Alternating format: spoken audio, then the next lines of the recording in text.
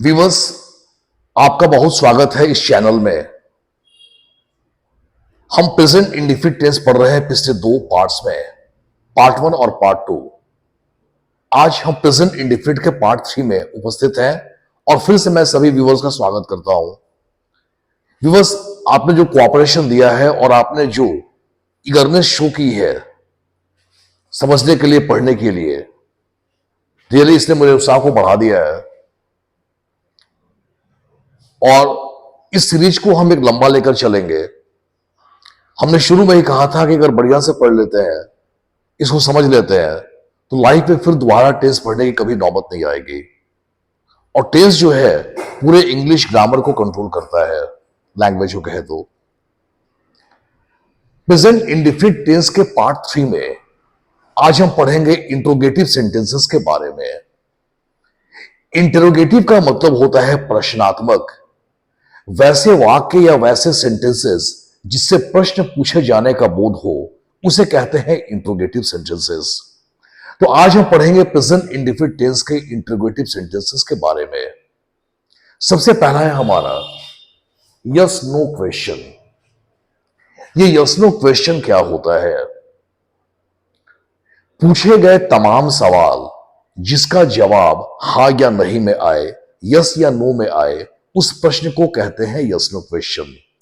अगर कोई भी सवाल पूछा गया, अगर कोई भी प्रश्न पूछा गया और उसका जवाब या तो हां में आए या तो नो में आए, यानी यस या नो में आए, तो उस पूछे गए सवाल को कहते हैं यस नो क्वेश्चन। और यस नो क्वेश्चन की पहचान होती है क्या? अगर किसी भी प्रश्न की शुरुआत क्या शब्द से हो, लाजमी है जवाब यस या नो में ही आएगा। यानी क्या से पूछे गए सवालों को हम कहते हैं यस नो क्वेश्चन। आप हजारों प्रश्न करें जो क्या से शुरू हो, आपको हजारों बार यस नो आएगा। क्या बारिश हो रही है? यस। क्या तुम वहां कल गए थे? नो। क्या आपको मालूम था? यस। क्या आपने मैच देखा था? यस। क्या ट्रेन खुल चुकी है? यस। क्या आपने फॉर्म जमा कर दिया था? नो। क्या आपको पता है? यस। इस तरह से क्या वाले सारे सवालों को हम कहते हैं यस नो क्वेश्चन। और आज हम पहले बात करेंगे प्रेजेंट इंडिफिनिट टेंस के यस नो क्वेश्चन के बारे में। यस नो क्वेश्चन का रूल होता है डू या डज। कहां डू कहां डज मैंने पहले भी बताया, फिर इसको बता रहा हूं मैं। आई, यू और प्लूरल के साथ डू और सिंगुलर के साथ डज। उसके बाद सब्जेक्ट, फिर वर्ब का फर्स्ट फॉर्म। आपने याद होगा मैंने पिछले दोनों पार्ट्स में पढ़ाया था कि सेंटेंस के किसी भी हिस्से में डू या डज आ जाए, उसका वर्ब हमेशा वन होता है। इसलिए वर्ब का फर्स्ट फॉर्म और ऑब्जेक्ट और साइन ऑफ इंट्रोगेशन। ये हो गया यस नो क्वेश्चन का रूल जो प्रेजेंट इंडिफिनिट टेंस का होता है। जैसे, क्या आप ईश्वर में विश्वास करते हैं? Do you believe in God? Do you believe in God after believe in preposition. क्या वह पुराने गाने पसंद करता है? Does he like old songs? क्या सरकार ऐसी सुविधाएं उपलब्ध कराती है? डज द गवर्नमेंट क्या सरकार ऐसे लोगों की सहायता करती है? Does the government help such people? क्या यह बैंक ऐसी सुविधाएं उपलब्ध कराती है? Does this bank provide such facilities? क्या वे लोग देश में हिंसा फैलाते हैं? Do they spread violence in the country? क्या ऐसा होता है? Does it happen? क्या तुम्हारे साथ ऐसा होता है? Does it happen to you? Happen के बाद टू। क्या आप इस सच्चाई को जानते हैं? Do you know the reality? Students, you है इसलिए डू हो गया, यू डू। ही है सिंगुलर, डज हो गया। Government singular, does. हमने पढ़ाया था कोई भी ऑर्गेनाइजेशन हमेशा सिंगुलर होता है। दिस बैंक डज, हमने कहा था इंग्लिश में दिस और इट हमेशा सिंगुलर होते हैं।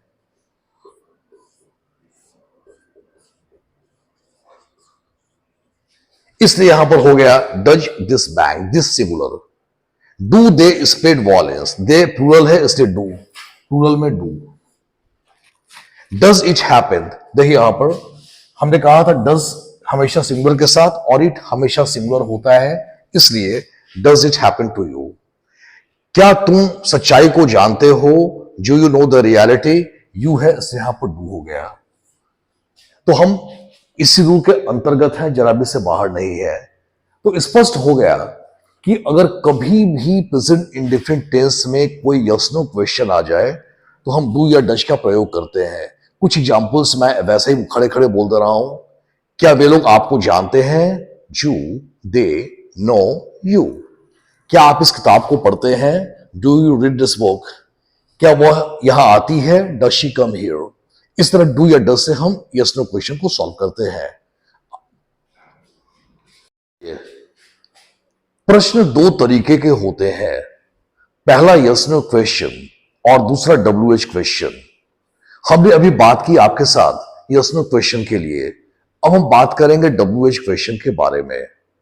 यह यस नो क्वेश्चन और डब्ल्यू एच क्वेश्चन क्या होते हैं।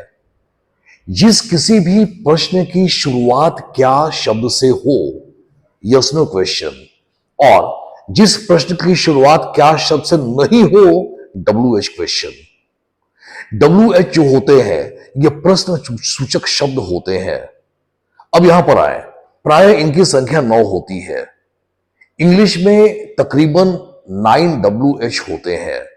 डब्ल्यू एच होते हैं ये क्वेश्चन वर्ड्स यानी प्रश्नवाचक शब्द होते हैं। अब देखिए यहां पर डब्ल्यू एच वाई क्यों, डब्ल्यू एच वेन कब, डब्ल्यू एच हुम किसे, डब्ल्यू एच ओ हु कौन, W H where, W H how, W H what, W H which, W H whose किसका। जितने भी प्रश्न वाले शब्द होते हैं सब में डब्ल्यू एच, और हिंदी में कब क्यों कहां कैसे किसको कौन किधर, और इंग्लिश में डब्ल्यू एच।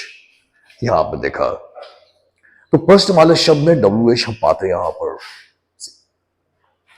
अब हम बात करेंगे यस नो क्वेश्चन और डब्ल्यू एच क्वेश्चन के बारे में। अभी अभी हमने कहा कि वो तमाम प्रश्न जो क्या शब्द से शुरू होते हैं यस नो क्वेश्चन, और क्या से शुरू नहीं होते हैं डब्ल्यू एच क्वेश्चन। कुछ नहीं करने का है, यस नो क्वेश्चन वाले रूल के पहले सिर्फ डब्ल्यू एच लगा दीजिए बस।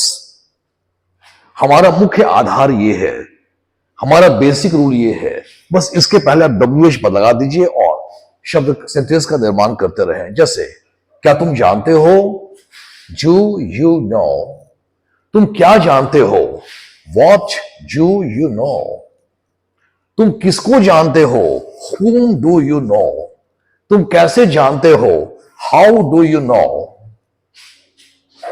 क्या वह खेलता है, does he play, वह क्या खेलता है, what does he play, वह कब खेलता है, when does he play, वह कैसे खेलता है, how does he play, वह क्यों खेलता है, why does he play।